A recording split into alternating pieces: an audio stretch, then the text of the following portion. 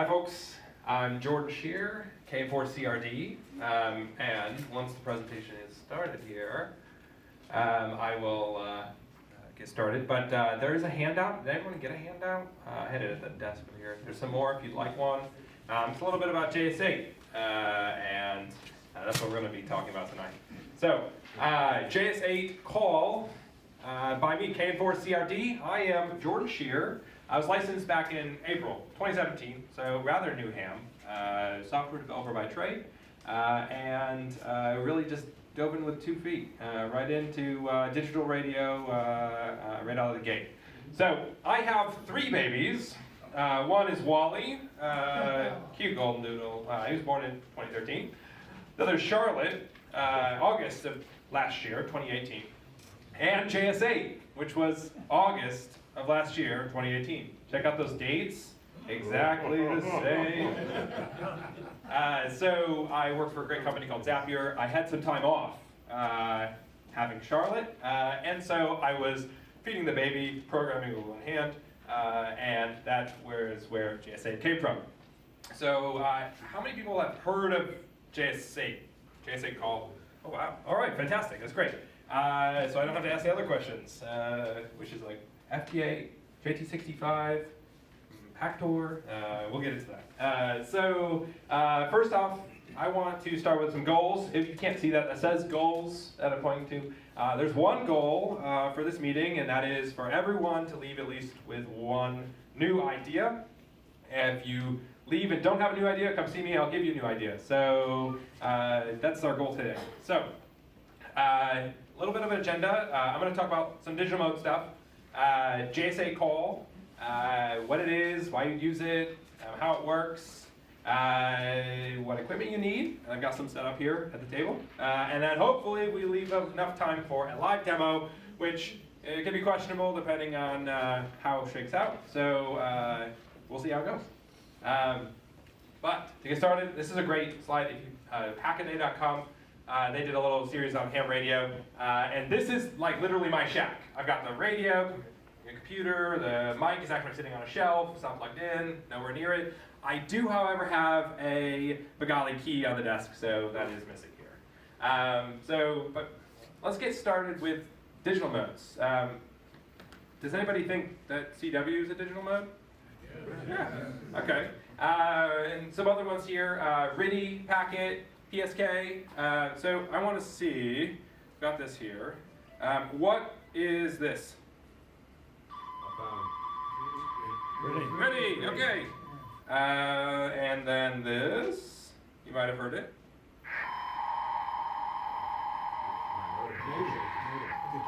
Packet, AX25. And then how about this one, which is a little weird. No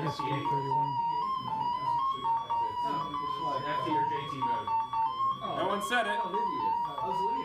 Not Olivia. Close. All of those are kind of similar. That is Domino, and that's actually here. FSQ is based on Domino. I couldn't find an FSQ one. So the digital modes have progressed a lot over the years, starting back at 1890 with CW Morse. Into RIDI, some packet stuff in the 70s, PSK in the early 90s. That's when you started interfacing computers and sound cards. JT65, if you were bouncing signals off the moon. FSQ, which is a big thing where some of the JS8 stuff came from. FTA, which was released back in June of 2017. And then JS8, which was August of 2017. Again, look at the dates. Pretty close. I jumped in. I was working with JT65 at the time and was playing around. Heard of FTA, jumped in, and Joe Taylor, K1J2, who created FTA with Steve Frank, had released. Well, we have some extra bits. What do we do with them? What should we do? And I had this great idea. I posted it to the WSJTX developer board. You should make it so you can send more stuff. And they didn't like that, apparently. So I started FT8Call at that time, which was a little bit of FT8 combined with using a little bit of change in the modulation, so and the encoding of it, so you could send more data. You just say, hey, I've got more to send. Hey, I've got more to send. Hey, I've got more to send, until you don't. And that is JS8. So JS8 is the mode. JS8Call is the software. And this kind of started, is a JS8 is Jordan Sherer, 8 FSK, and call is actually a layer on top of FT8 on JS8 is a directed calling protocol. So directed calling allows you to send a message directly to a station, and to that station, and it'll print on their screen. You can center your audio into anywhere in the passband and decode all the signals at once. And when your call sign is mentioned, it'll print on your screen. You don't have to go and find, if you've used PSK, the actual RF stream that's coming in to find your message. So, and hopefully I can demo that in a bit. So JS8Call is an experiment to take FT8 and the robust weak signal properties of FT8 and layer on this messaging protocol and network on top of it. And network is an important part, which I'll get to. All of it is for this weak signal communication. FT8 is great if you want a lot of contacts fast, but it's really difficult to send anything more than a signal exchange and a grid. There is a free text box, but you're limited to 13 characters, and you have to go back and forth, and it's very difficult. So JS8 allows you to actually communicate. You can use the same properties of FT8, but actually communicate with freeform text messaging. So this is the software. It might look a little bit familiar if you've used any of ham radio software before. You've got a waterfall at the bottom, which is the audio passband. On your left is all the band activity, the things that are happening in this passband. On the right-hand side, you've got your call signs that you've heard, their signal strength, which offset they were on, if they announced their grid, what grid it is, how far to that grid, and how long ago you've seen it. And in the center is where your messages are received and transmitted. The top box is what you've received, and different color is what you've transmitted. So it's pretty easy to use, and we'll get into that with a demo if I can keep going quick enough. But it allows you to connect with anyone. Here I actually have done a heartbeat, which is announcing myself to the world, saying, hey, my station is alive. I am in the grid Echo Mike 73, and I have spot enabled, which is allowing any station that I've heard to be spotted to APRS IS and PSKreporter.com. So why would you use JS8? It's not just chat, and it's created a network of stations. And this is the network of stations right now. We've got it all over the globe, across 5 continents. Some of these continents aren't online at the moment with this screenshot, but this is PSKreporter.com, and you can see the connections that are being made using weak signal properties. So I personally use this for QRP, really able to go out there with 5 watts, 10 watts, and that's what this is set up. This is a KX2. It's got 10 watts out, and be able to make contacts with a compromised antenna inside. I made my first 160 meter contact using JS8 with a 7-foot vertical in my shack. It was really cool. So it's got a lot of really neat properties, and hopefully I can show some of those. So how does it work? Most of you have heard of it. Most of you have heard of FT8. FT8 transmits in 15-second intervals. So it says, hey, this is me in my grid, wait for 15 seconds. Hey, this is me in my grid, wait for 15 seconds. And then someone calls you and you exchange, and it takes a couple minutes.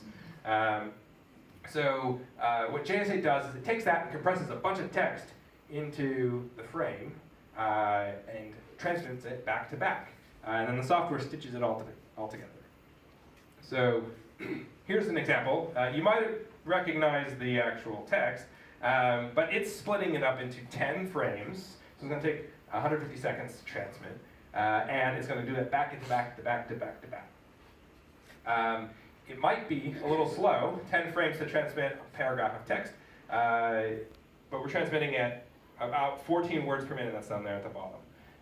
So as you're typing in your message, you can see how fast it's going to transmit, and because of the way it compresses text, it doesn't transmit at a constant 14 words per minute. It can vary based on what you've actually typed in. I have sent frames at 24 words per minute, and then it consists of a few words that are really easily compressed inside of JS8. So on top of that, you have these really cool directed commands.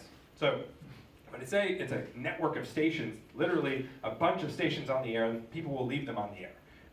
And they will leave them in auto mode. And if you see here at the top, there's a button that says auto, which means automatically reply to someone who's calling me. And basically respond to some of these directed commands. Some of those commands are like, what's my signal report? What's my grid? Can you relay this message to King Hussein? And there's a bunch of stuff inside of the application that you can actually see this. So some of these might be hard to see, but in the middle are some of those commands. What's my signal report? What's your station message? What's your grid? Who are you hearing? What other call signs have you heard? Can you store this message? Can you relay this message? Have you heard this call sign on the air? Those are things that stations that are on the air will automatically respond to when you send it to them. So it allows you to use the network to find a station or find a path to that station through a relay to be able to communicate. The thing is that JS8Call is a tool for communication. And communication is the key, is being able to actually send message to someone. And I think it does it pretty well. So how do you get started? Minimal equipment. Most of you will have this in your shack. It's a transceiver, an antenna, computer, running Windows, Linux, or a Raspberry Pi or a Mac, and an audio interface. A little cheap, little sound card that plugs into your USB port. That's it. You have to be able to connect that sound card to your transceiver. Most people will just do that through a Vox circuit, or if they have cat control, they can wire that up as well. That's it. Most of you will have that in your shack today, and if you don't, it's very, very cheap to actually get started. A lot of people who have never used digital modes before will get set up with a Raspberry Pi for like 40 bucks. They'll put a USB sound card plugged into it and connect to it over their phone using like a screen sharing program. So they can control JS8Call from their phone to their Raspberry Pi that's connected to their transceiver. So this was my winter field day setup. It's got a KX2, I got this tiny little laptop. You can see the USB dongle coming out of for the sound card. And I had a 40-foot vertical. And I was running QRP, battery powered, 5 watts to that 40-foot vertical on 40 meters. And I did 16 contacts in 1 hour using JS8. 5 watts, I was pretty impressed with that. So it was a pretty good run. After that, I broke down and went home and played some more on the big antenna. So that was a lot of fun though. And it wasn't very cold for winter field day. But I like that you're able to actually get in to JS8 for not very much money using equipment that you have. And you could go out to the field if you'd like, even on field day, and make contacts. And make contacts using really low power. And that's my favorite part. So on the sheets, there's a link to it. It's js8call.com, groups.io/g/js8call.com, and that'll get you to the reflector. We're about to our 1.0 release. That'll be released hopefully around March 11th out of beta, so I'll be able to get on there and have some fun. Right now there's about 10,000 people in the reflector, so it can get pretty busy with messages, but everyone's really friendly, and JS8Call has turned out to be a pretty cool experiment. Last time I was at the Atlanta Radio Club inside of the Red Cross building using this mag loop, and I was able to contact this station and a SJS using 5 watts, 478 miles away. We can see if we can do better. I've got some time. Everyone good with a live demo? Oh, Yes. So, What if it fails? You might be unhappy. hey, if it fails, it fails. That's great. You can learn from failure. He said I can go home. I won't have to see it fail if it doesn't. Let's go with HDMI. HDMI? Yeah. You need to move your laptop to this table because that's as long as it gets. Why you? Let's see. Hey, it worked. Chicago. Hey, good eye. Do you need a network connection?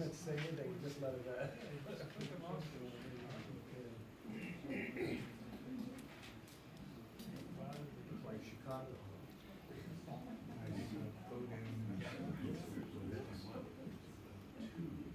Chicago River.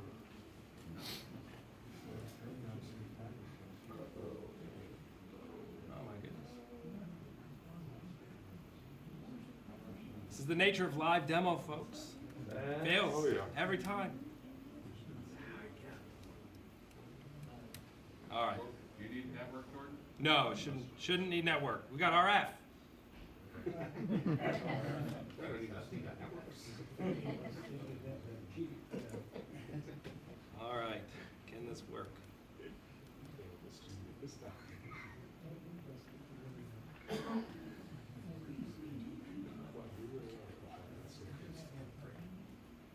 you see that? No. Appears you may be set up for dual display. Yeah. 1 second. Yeah. So what I have a KX2 up here, and it's hooked up to the mag loop. The mag loop is a chameleon mag loop, and there we go. Same image. Thank you. Oh my gosh, it's sideways. What is that?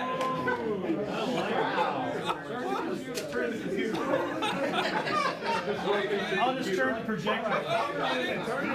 What is that? All right, hold on. There's a rotate thing. Normal. Does that work? Oh my gosh. There's no normal in this club.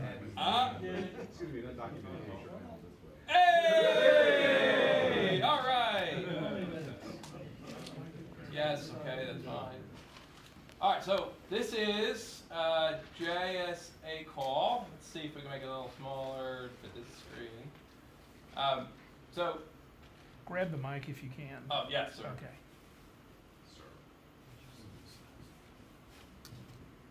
All right, so this is JS8Call.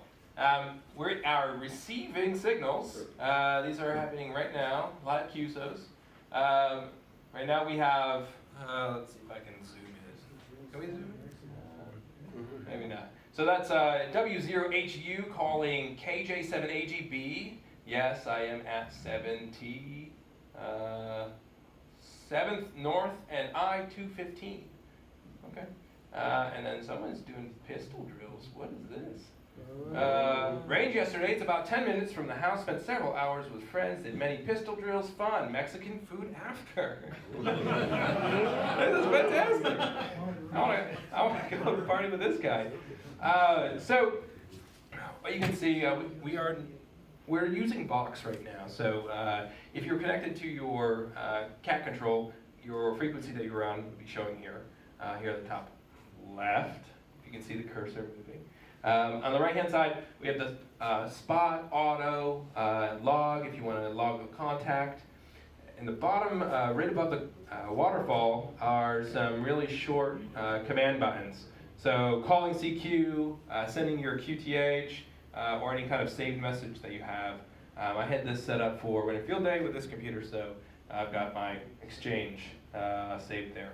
So what we should do is call CQ. Let's see if someone comes out. Actually, we're going to send a heartbeat first. So the thing about the network that we have with JS8 is that it's built on this concept of heartbeating. So your station sending a signal saying, hey, I'm alive. Hey, I'm alive. my grid is Echo Mike 73, hey, I'm alive. And you can set an interval to do that every 5 minutes, every 15 minutes, every hour. What it does, it allows you to announce yourself so other stations can make contact with you. And that's how we have the information that's populated on the right-hand side. Everything in the program is aggregating all this information that it's receiving on RF. So when I'm announcing myself, hey, this is my grid, it's going to display to someone else who has received it where my grid is, how far away it is, and the direction to them. So let's try this again, because I wasn't on box over here. Try another heartbeat. We'll see if we can be heard at all. We might not be able to, but I've had good luck with this maglev. All right, we're transmitting 10 watts, a 1.2 SWR to the loop. And when you announce a heartbeat, all the other stations that can hear you, if they have heartbeating enabled as well, they'll respond. They'll say, hey, I heard you at negative 15 dB signal to noise ratio. It doesn't look like someone can hear us, at least from what I can see. That's some cool dots. All right, well, we'll try one more time.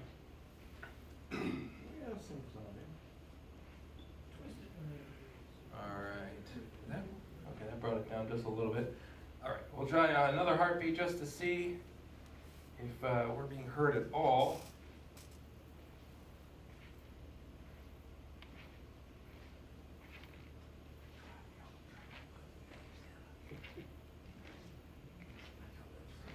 So that's going. So one of the cool things about the network is that the stations will automatically reply. So if you send them a message saying, hey, what's my signal report? They'll send it back. And then you can strike up a conversation and actually exchange the information that you want and actually communicate.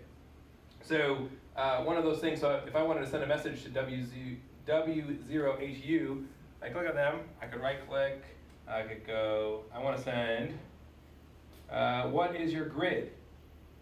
To him or her. And so it's going to automatically send that, say, hey, what's your grid? And if that station can hear us, they'll respond. This is my grid. What's happening at the bottom, you can see a little ticker that's going by, and if you've used FT8 before, or WSJ8Cx before, that's kind of familiar. That's showing the transmit cycle of the actual frames going out. So it doesn't look, based on the waterfall, that we're going to get a response. So we'll do one more cool thing, and I can say all call, and I can say have we heard, just query call, and all this is available in the menu. Have we heard our station, okay?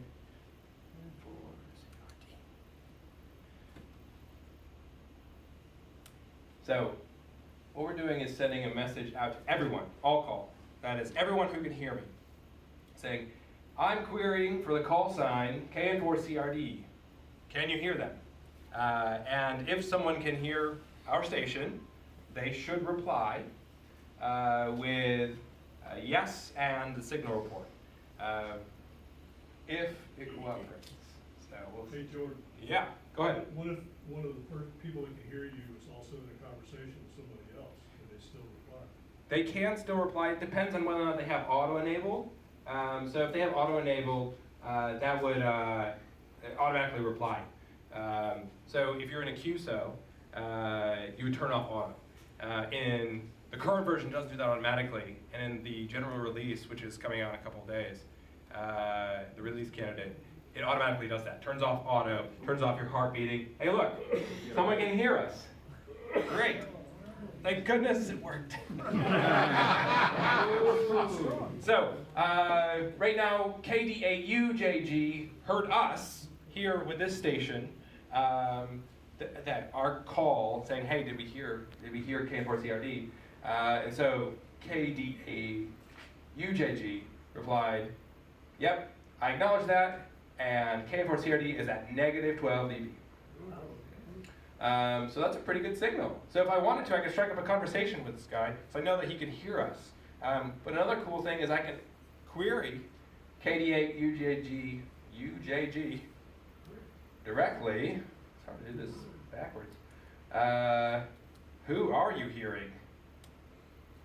And if they can hear us, still, abandoned shift, they'll respond with the stations that they can currently hear, at least the top 4, ranked by last heard. And so what that would allow me to do is use the network to my advantage and be able to relay messages through KD8 UJG to any of the stations that KD8 UJG could hear. Another cool thing that's built in is storing of a message on another station. And maybe so I wanted to contact King Hussein, JY1. But I couldn't do that directly. But I knew that HB9AVK in Europe could. I could send a message to King Hussein, store it on the European station, so then when King Hussein came back online, announced his heartbeat, it would automatically send back the message that he was going to be receiving. And it wouldn't be from me, it'd be from the station in Europe, which is pretty cool. So KD8 UJG could hear KM4ALP, KD7ZD, W0HU, and HB9AV. So each of those stations are opportunities for me to actually make contact through KD8 UJG.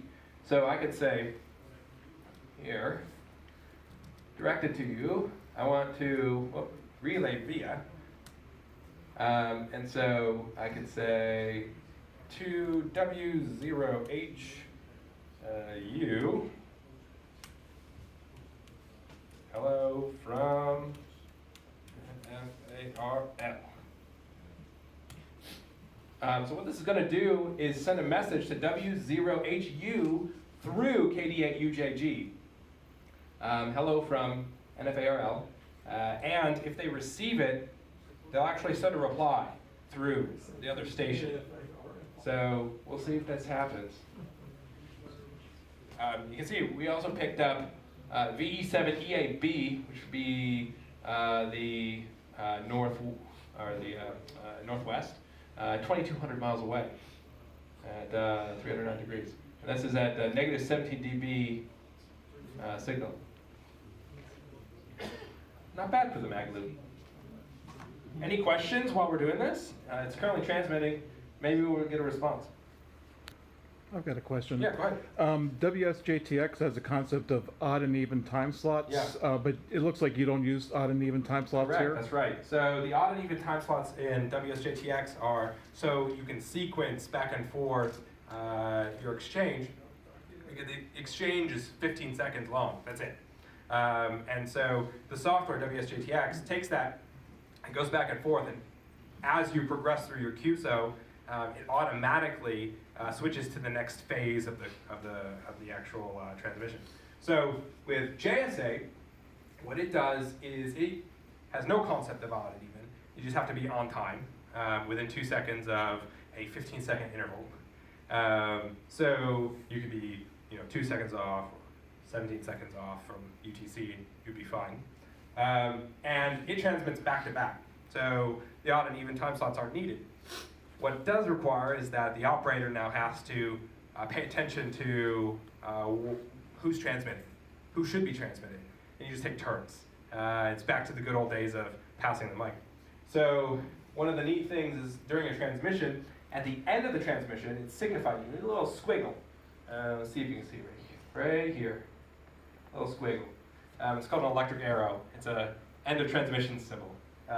So you can see when KD8 UJG responded, he ended it with the little squiggle, the little electric arrow. It's saying, hey, I'm done transmitting. So I would know at that point that I could begin transmitting and he'd be able to receive it. He's no longer transmitting. If the band dropped out midway and you didn't actually receive the squiggle, that'd be up to you. So there's a little bit of human element built back into the software.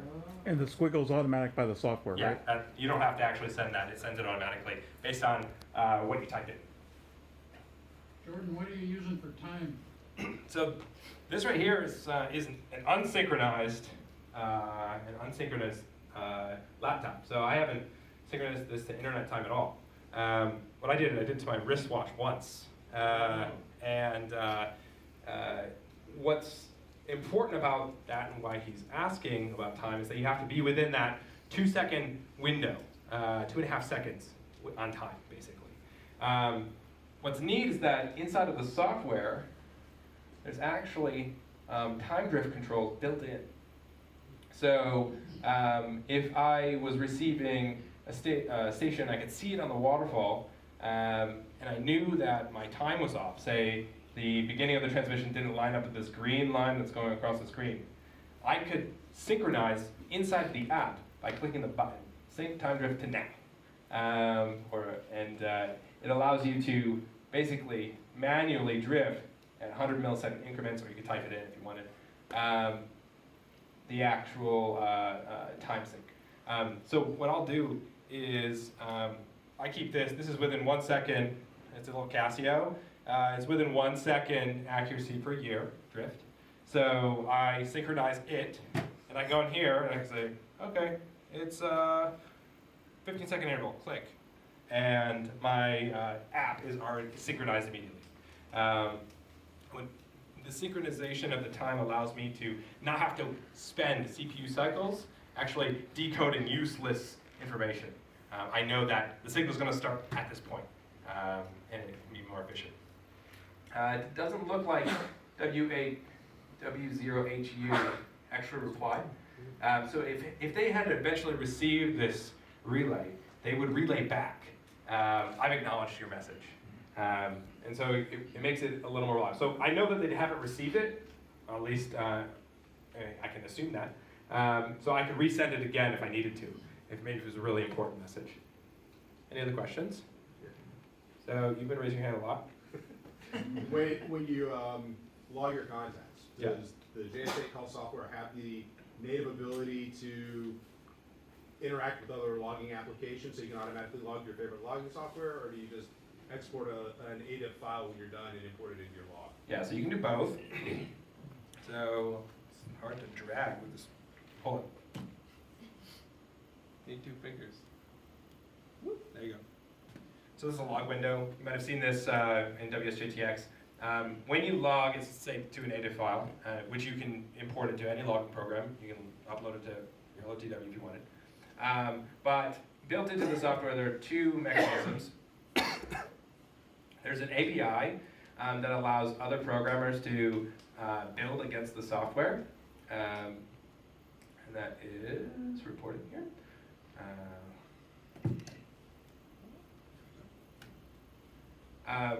You can also log directly to N1MM compatible software.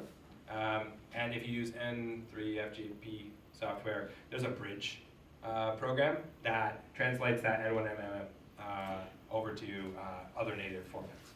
So you can do it all automatically if you really wanted to. If you're a programmer and wanted to use the software to transmit or receive messages based on your format, you could. There's an API that allows you to extend the program to do whatever you like. The software is free software, free as in beer, free as in speech. Any questions?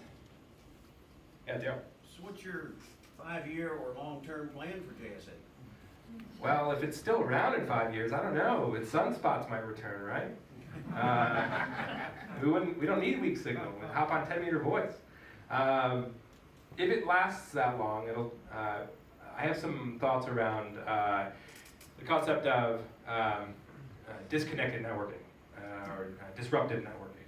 It's terminology around deep space communication or interstellar internet. Basically, a lot of passing information automatically to seamlessly route messages to a disconnected station that comes online once every while, which is kind of like our ham radio stations at this solar low. So they're not always online. So I'd like to be able to turn on JSA, say, hey, anybody have any messages? And I receive those messages. Oh wait, you can do that today, which is pretty cool. So in 5 years, I hope that better. give us an opportunity to continue evolving, kind of digital modes in ham radio. Be cool when we have better sunspots in 5 years, maybe we have better sunspots. We could up the bandwidth and transmit a lot faster than 15-second frames. Did you preserve the forward error correction? Yes, so the forward error correction is still, it's all based on the FT8 code. This was forked from WSJTX around version 110. So right before they split to the 77-bit stuff. The forward error correction works really nice. There's a slight modification to the synchronization code to make it so it doesn't bother FT8. And then my thing that I feel like is my invention is the compression algorithms and the network protocol layer on top of it. So your disconnected networking sounds a lot like some of the store and forward satellites. Is it Yeah, some way- exactly. So there's store and forward built in, and we know that KDA UJG can hear us. Maybe we can send a message. So I can direct to him. I can send a message to, and so I think this is actually an older version. So what I do is this to. I put the call sign here of who I was sending this to. So if I wanted, JY1, think about my message. So that would store a message in KDA UJG's hard drive. And the next time JY1 came online and heartbeated, KDA UJG would say, hey, I have a message for you. Here, it's message ID number 27. And JY1 could then fetch it. There's the automatic announcement that there's a message available is like the forward part of store and forward. With this connected network, it's taking that step further and forwarding the entire message closer to the recipient. So if I was sending a message to a European station, I want to store it in a European station that could potentially be heard by the station I would like the recipient, the message to be received. Yeah. Is there an acknowledgement when those messages are forwarded that they're actually received? Yeah, absolutely. So it looks just like this. This little act, -12. So that's saying, hey, I acknowledge that, and it's at -12. When you actually forward, so KDA UJG or W0HU, when they receive that message, they send an acknowledgement back using the same relay path. So that's allows it so based on like if you can hear a station, you usually can. It usually goes both ways. So the relay path back likely could be used to relay the message back. Have you thought about putting a contest mode in like FT8 did? No contest mode. Not looking for it because you can send anything. There are some built-in niceties. So like calling CQ, I can say CQ contest, and it transmits in a frame. I use this for Winterfield Day, and all of my messages are little macros here. Nothing really. I'd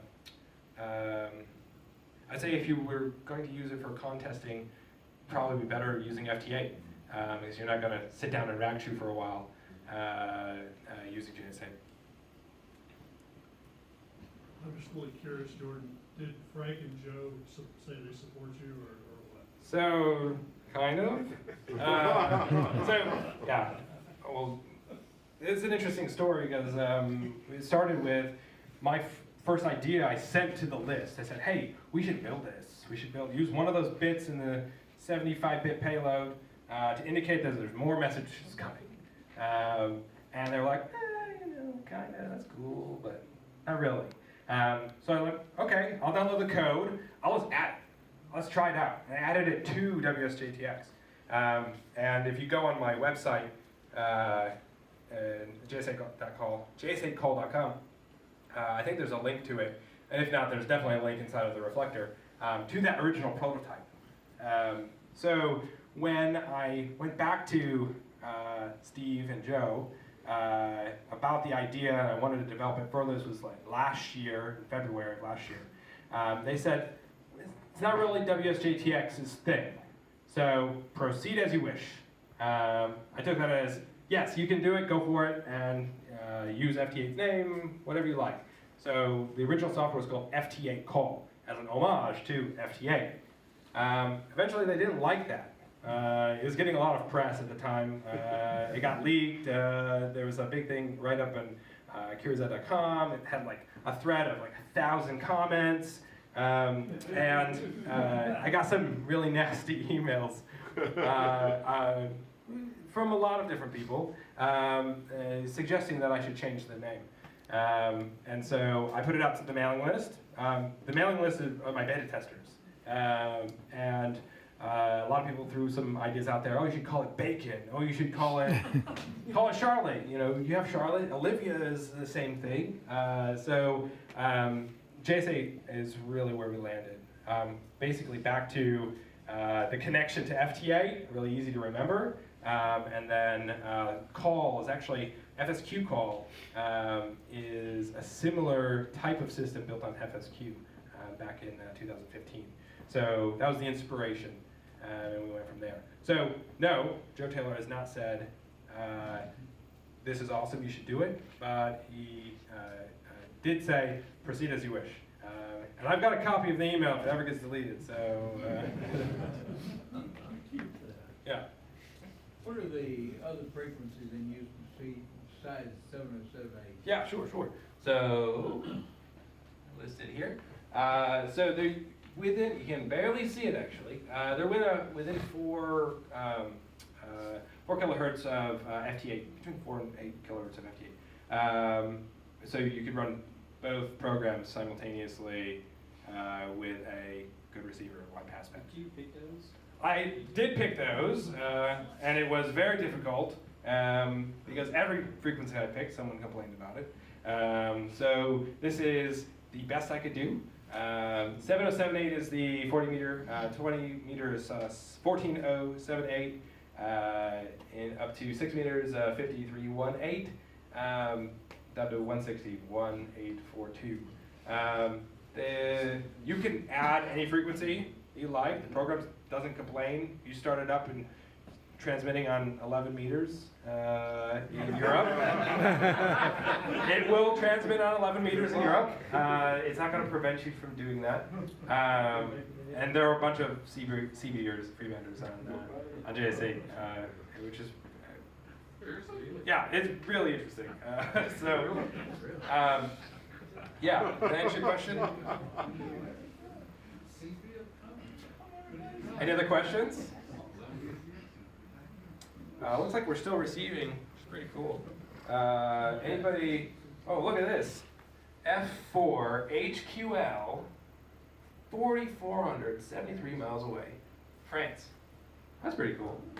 At negative 10 dB, they must be really pumping it out. You want to show PSK recorder? Oh yeah, actually, I don't have, I have it, I don't know. Let's see.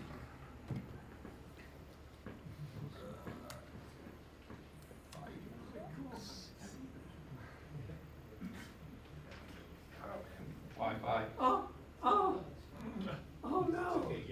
Yes, yes. What I want to show really quick, don't have much time left. PSK for reporter. Only officials get in trouble.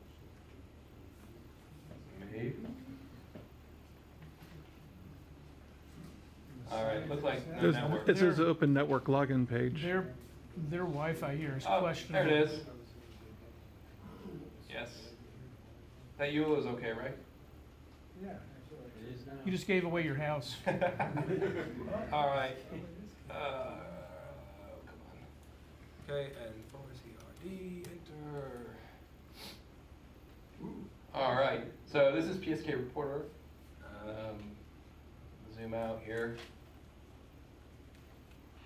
So these are the stations that heard us tonight. KD8UJG, which looks like is in Ohio, maybe Pennsylvania. Ohio. Ohio. Oh yeah, and then Columbiana County, Ohio, KB8 HTU, and what is this? Maryland? Virginia? Where is it? DC. Okay, KB3 GTA. At -11, that's pretty good. So those are all distances, 400 or 500 miles. I don't know what the longest is. Yeah, France, definitely. That's who we heard. Oh, look at this. W0, whatever his name is. Oh my gosh. 1,500 miles did hear us. So that's pretty cool. That's pskreporter.com. APRS.fi. If you send your grid on JS8, it'll post it there, which is pretty cool. You can also forward APRS packets through JS8, which is kind of fun. First of all, very impressive. And I was just curious if you could share what you feel was your most challenging aspect or bit of problem solving that you had to overcome. So the most challenging aspect of JS8 problem solving. I probably have to say, like, iterating on the network payload, like the packet. FTA is built on 75 bits of information. It's not a lot of information. It's like one really large number and a really, really small number. That was probably the most difficult. There's a document that I have out there which talks about the design inspiration. I had some ideas floating around. Doing that over and over throughout the beta testing process, there were sometimes I had to like break it. Say, hey guys, it's not gonna work from this version to this version because I'm changing the payload to make it easier to use or more compressible. So that was the most difficult. All right, I think we're out of time. Thanks for listening. Feel free to email me, kevin4crd@gmail.com. That's listed on the JS8Call sheet. And if you are interested in getting started, feel free, I can help you. Thanks. Thanks.